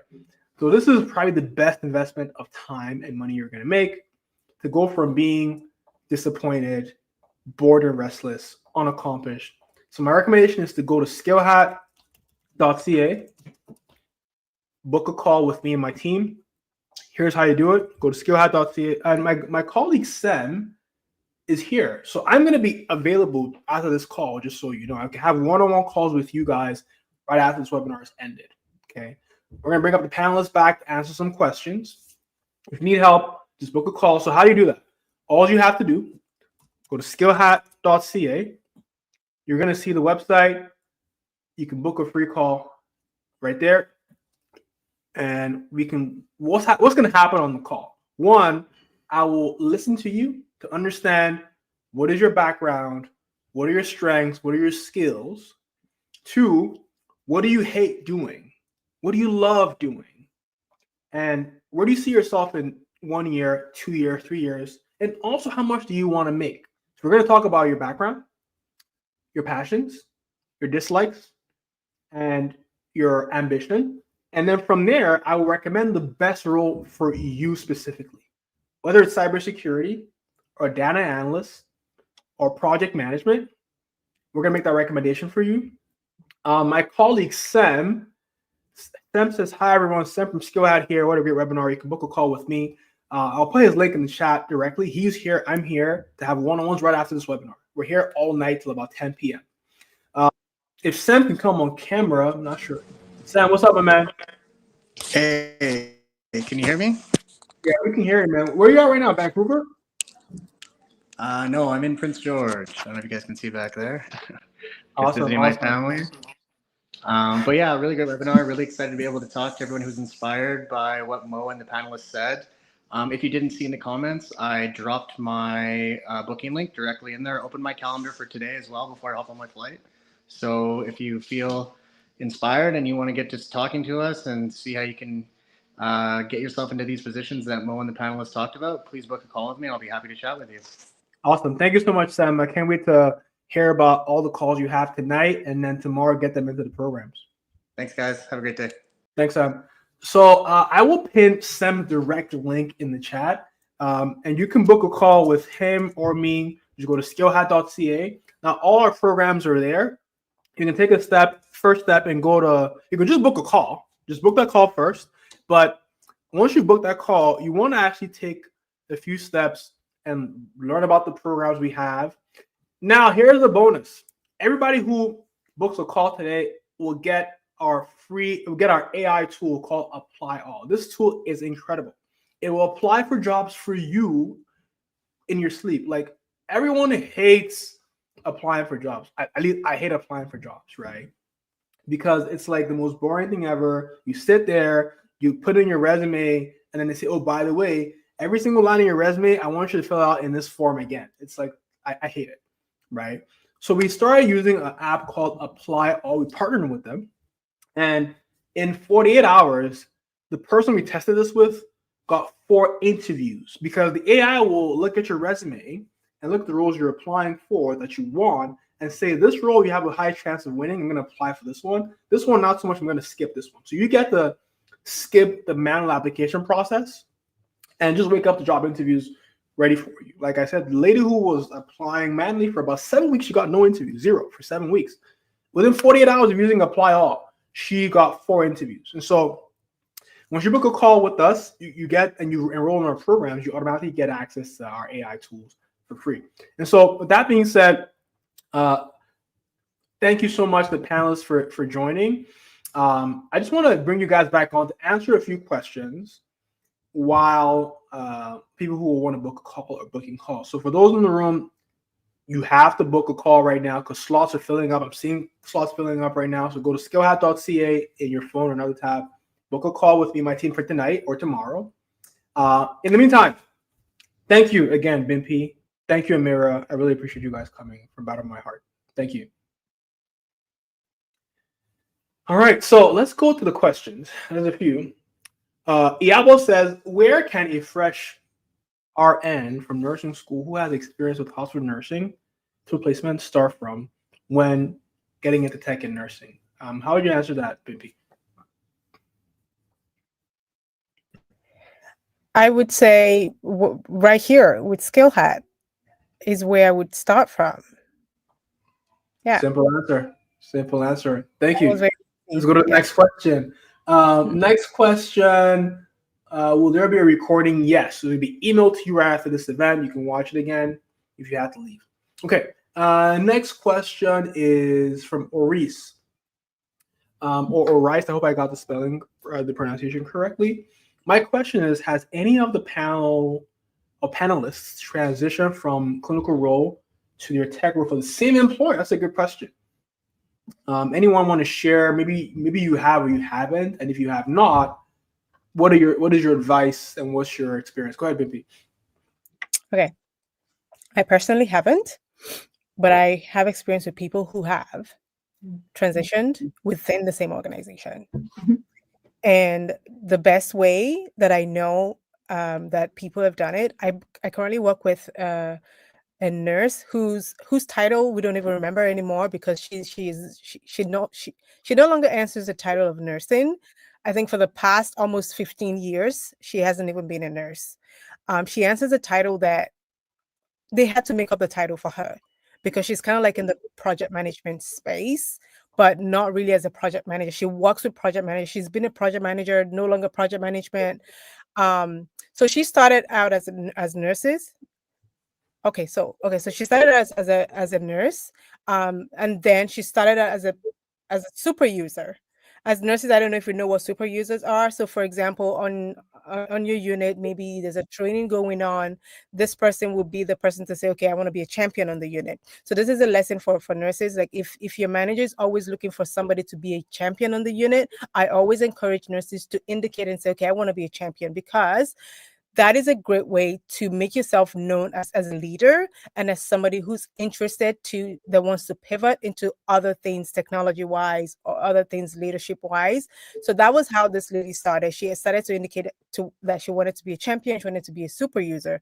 And from there, our organization paid for our education they pay for her to further her education. And that was it. She hasn't been a nurse in over 15 years, and she still works within the same organization. And I've also met other nurses on Instagram. There's actually the last post, I pinned a comment. The lady, there's a comment there, the same lady who works for the same organization, and she's gone from clinical consultant to digital health and all within the same organization. Yeah. Thank you so much. I've Let me summarize Bimpi, and I'll come back to your response. Of course. Summarize her response.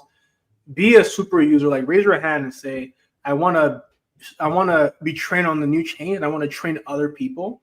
That was the first thing I heard. And just like be present. Raise your hand, get the skills, and don't just a closed mouth never gets fed. Is essentially her point. So yes, you have an idea, do it. Thank you. Go over to you, Amira. So I spent some time at Mackenzie Health, and I was working on a project where we were replacing equipment. And the equipment was supposed to be plugged into the EMR, translate and share the data. And those equipments were ventilators. And we needed an analyst who understood how they are plugged in, how they work with the patients. We needed somebody who tests the equipment, but also knows how to understand the data. And to my luck, I don't know if I should have won something that day. I got assigned an analyst from the IT department who was still an RT. So a respiratory technologist. I don't know exactly what but he was an RT. And he was brilliant because as we were walking those hallways in with our computers, like Bimpi described, he would go in, log into the EMR, set up a test patient, but also plug in that ventilator because he had that experience, he had that expertise. And he was the only person who was able to move our project from a stale situation to that success that we needed, meeting the deadlines. But because he was an RT, he brought that clinical expertise, but because he had the tech stack on top of it, he became invaluable. And then just me and him, I was talking to the nurses, working with the physicians in the units, and he was working with the RTs and the technologists. It just made things so much easier for all of us that we both brought that experience. Awesome. And he did both at the same time, funny enough. So if there's ever, so to summarize, that you're saying there's ever a change happening in your organization and you have the interest and the skill sets, just raise your hand. You're gonna make the work easier for the change managers. Is what Amira essentially said.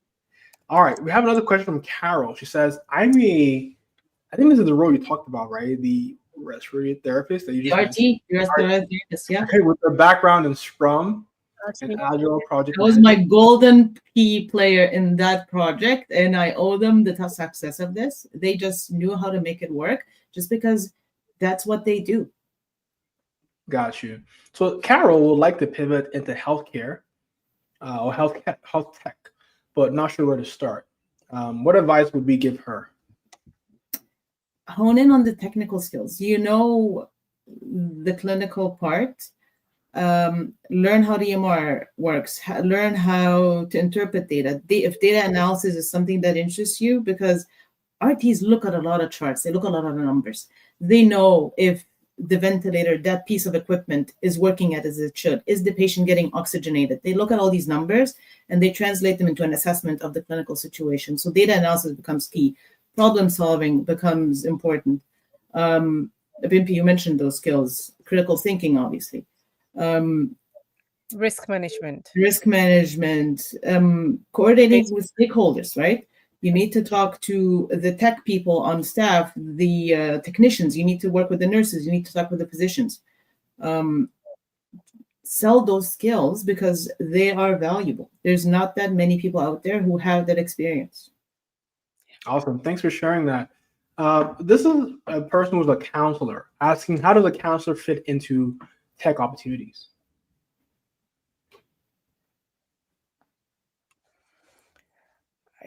I believe it's the same way nurses fit into it as well. There are skills that nurses have that professional counselor have as well. I mean, I don't know much about what you do, but I do know you're also in the healthcare field. You want to just recap those skills in case maybe they weren't here at the beginning when you mentioned. So I know professional counselors do a lot of communication. So you do a lot of, so communication management is one of them. Stakeholder management is also another one. I did talk about risk management, because as well as you're talking to your patients, you're also managing the risk. You also have to be able to have that emotional intelligence to be able to see beyond your patients, be able to predict what your patients may be going to do, like the mental health of your patient, right? So risk management is one of it, and how to mitigate the risk of anything maybe happening to your patient. So risk management, one also that I didn't mention as initially is quality management. That's one that nurses don't often look at all. Quality comes into play during that. One that I can maybe talk about very briefly is admissions. The managers are the ones that count admission, but fortunately or unfortunately, nurses are the ones that the brunt of admissions are on. We're the ones that have to make sure that we do what we have to do for patients to make sure that beds become available. What managers do is literally we count beds, but nurses are the ones that we have to do what we have to do to make sure that we do the admission and discharge. So everything that's in between, the processes in between admissions and discharge, is at the brunt of you, the professional counselor, and all the healthcare workers, right? So what skills are there from when you admit your patients to when you discharge them, right? So those skills are what comes into play that you can bring into healthcare tech. Thanks for sharing that. And let's break it down. So they're asking for some tips. And just before I skip, I'm going to recap the 4 steps I said before. The 4 gaps you have to fill. The skills gap, you have to learn the incremental skills in the role you want. Then the experience, you have to just start getting some experience in the tech space by doing projects and building software with teams. And you have to improve your marketability, which goes to the next question. In terms of your resume, how do you spin the resume? How do you interview? How do you change your LinkedIn so you become a magnet for opportunities, right? You can even use AI to apply for these jobs, and then you build your network. Those are the 4 gaps you have to fill. Let's talk about the resume. What are some tips to revise a healthcare-based resume to a resume for a tech role? I'm a nutritionist. No, go ahead. Go I ahead. think one of it is your skills, which is one I talked about a lot. Like for healthcare workers, I mean, if you're in the tech, if you're trying to go into the tech field, what are the skills that are not relevant to the role that you're trying to transition into? So, for example, as healthcare workers, you do medication administration, right? But into the role that you're trying to transition into, is that skill relevant? So if it's not relevant, so what then is relevant? We've talked about it a lot today. So risk management is relevant, communication is relevant. Then you need to put those on your resume. And also when you're looking at a job description, you need to be able to read between the lines. What are they looking for? Of course, you do need the certification. You need a program like Skill Hat. You can't just say you want to wake up today and you want to go into tech. You need to acquire the hard skills, the technical skills, and the soft skills that you have that you maybe don't realize that you already have, which we've talked about today. How can you then understand that you have those soft skills? This is where this program comes into play. That we help you.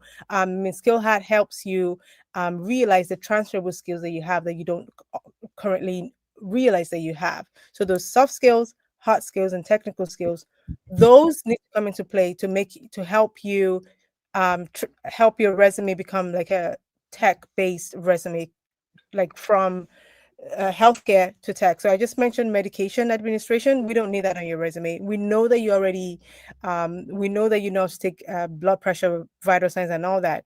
And also, coming from healthcare, our resume is probably like lathered with patients. We talk a lot about patients. But if you're transitioning to health tech, we don't call them patients. We probably use the term stakeholder, because then a stakeholder is anybody who has a vested interest in what we're doing. So do you even know what a stakeholder means? Are you using patient a lot on your resume? Because if a recruiter were to see patient, they're like, what is this? Yeah. Right? Yeah, So a you big part of it is that lingo. You need to change the lingo of how you communicate. That's a big. I got you. Right. You need to have all of those understanding, and we can't talk about it all on this webinar. You need an education and to have an understanding of what that looks like. Awesome. Just a reminder, I'm looking at the calendars filling up right now. We do have a few more spots. I think we may be all booked up for tonight, but through the week, we have a lot of spots that they're getting filled up. So go to skillhat.ca and book a call. Bimpy has for those who came from Bimpy's network, we're going to email you a discount code that you can use, but only for those who came from her network, because she's negotiated a discount for her followers. I think we're going to take one or two more. Okay, let's see. This is one about tools. So I'm not a clinician, but I worked as a practice admin, and I'm familiar with EHRs, billing systems. If you have experience with these tools, maybe for Amira and Bimpy, what are some of the opportunities in the health tech space for those who are already used to using these EHR medical records tools? The biggest gap that people are realizing now in the industry is that they don't need more developers. There's more than enough developers around that table. They need translators between the clinical day-to-day teams and the technical teams. They need somebody to explain to them what the technology is supposed to do and what problem it's trying to solve. So by a person having experience with EHR, EMRs, or billing systems, they can speak to the user experience, for example. So when you're looking at the UX design of an Epic and you're trying to upgrade it, you simply help the developers understand why this upgrade is necessary, how to make it work, how to understand within the workflow when this functionality will become helpful. It's finding that niche translator role, that enabler, that change agent. This is where you can really bring a lot of value to the conversation. And this is exactly what you have to sell. A lot of the technology vendors that are bidding for hospital contracts or working with government agencies, if they have somebody who can speak the clinical language, who can speak healthcare, they're more likely to win that RFP. They're more likely to get on that project. They're more likely to win other RFPs and become vendors of record. But how do they get there? They need to make sure that they have a team that is strong and that can communicate with the clients, the stakeholders, who are a lot of times the physicians, the nurses, even the patients.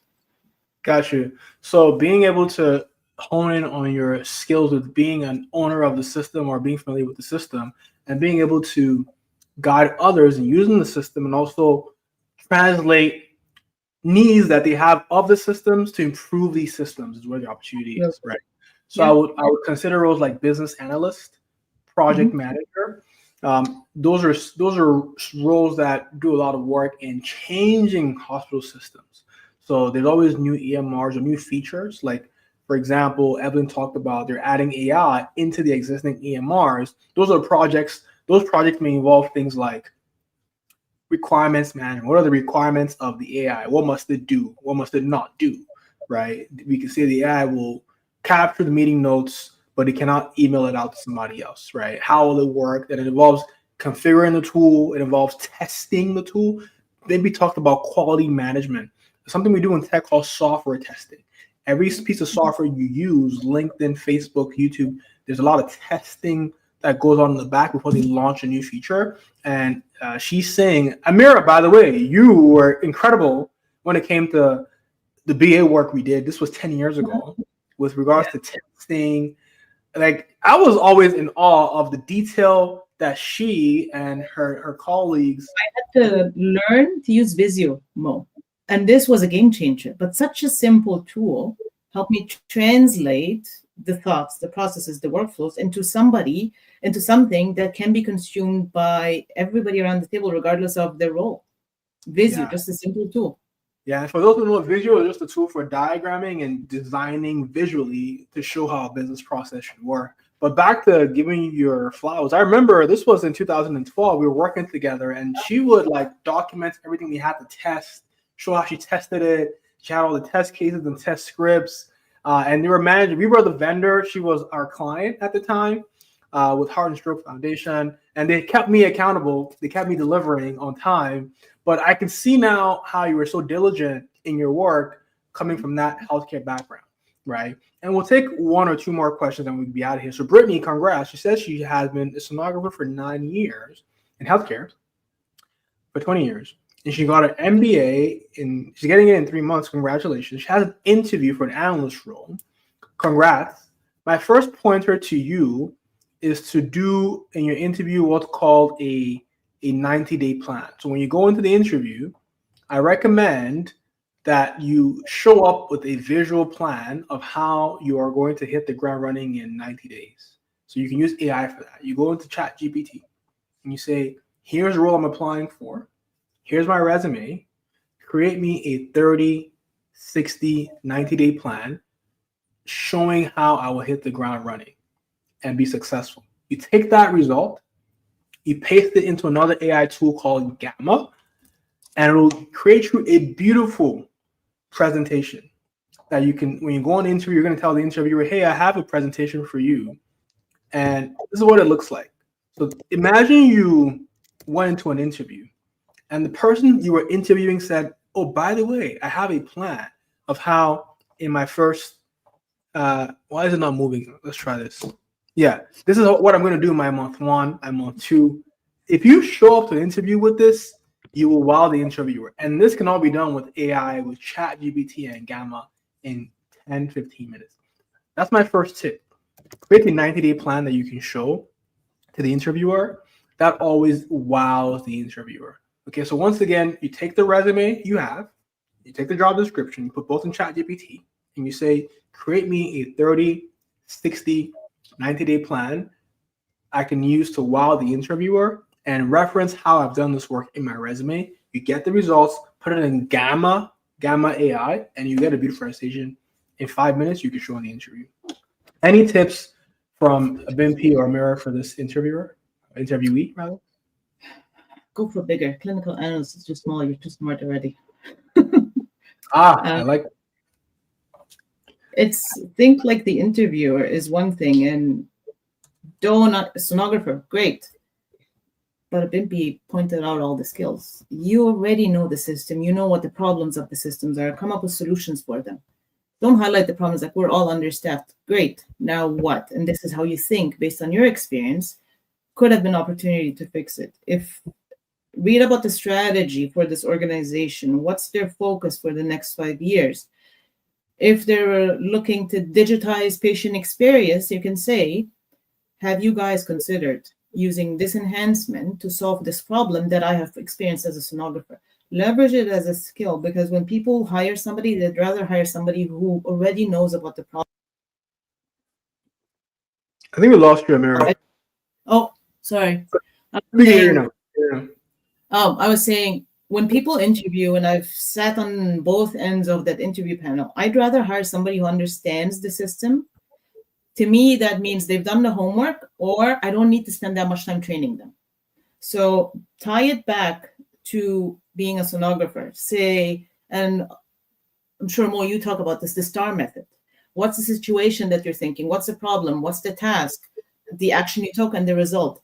It structures your responses and it makes it familiar to the interviewer. Turn it into a conversation. It's not an interrogation. I'm sure Mo, your team would probably give those interview skills as well. But interviewers want to know not just if you have the skills, but if they can work with you. Fantastic. Yeah. Thank you so much, Amira. I think if you already got an interview, I think you're almost like one leg in. Yeah. The next step is just to be able to sell yourself. They want to see how you present, how you communicate, and now it's up to you. And then one last thing I would add to what Amira said is that ChatGPT is free, and use it to your advantage. They saw your resume, they like it, they booked an interview with you. That means something good's come in. So just put your resume into ChatGPT, put your resume there. Also, then put the job description with your resume there, and just tell it, say, I got an interview for this job description. What questions can I expect? And just see what ChatGPT is going to tell you, and go from there. Yeah. With that being said, we are 2 hours in. I want to say again to everyone who's here, 54 of you stay here for 2 hours on a Sunday night learning about your future and what that could look like. So once again, thank you. Thank you to the panelists, Amira, Bimpi, Roy, Evelyn, who took a chance to expose themselves to technology and business and leadership and are now reaping the benefits. So congrats on your success. I've worked with all of you, and I'm glad to be have experienced your greatness. And so I want to encourage you to keep doing what you're doing because you're definitely crushing it, and keep telling your story because you've inspired a lot of people today. So once again, thank you to those who've been inspired today. The next step is to take action, right? There's something called the law of diminishing intent. The longer you wait, the less likely you're going to take the action. The first step is to book a call with me. I'm still available tonight. Go to scalehat.ca, book a call. We'll have a one-on-one talk about where you are and where you want to go and how to get there. That's it. God bless. Thank you so much, everyone. Have a good night.